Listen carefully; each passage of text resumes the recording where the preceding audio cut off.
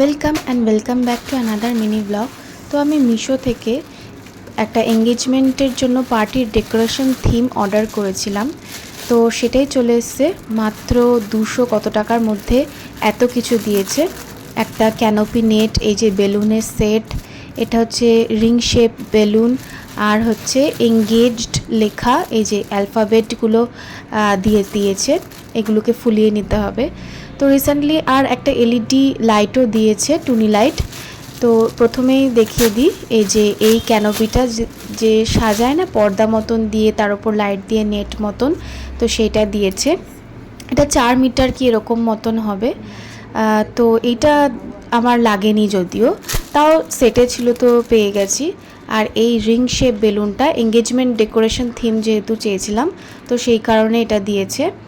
তার সাথে এই যে এখান থেকে এখানে হাওয়া ফিল করতে হবে। আর তার সাথে এই যে 70 পিস মতন এই গোল্ডেন আর অফ হোয়াইট কম্বিনেশনের বেলুন দিয়েছে। আর দিয়েছে হচ্ছে ওই এঙ্গেজ লেখা ওই অ্যালফাবেটগুলো।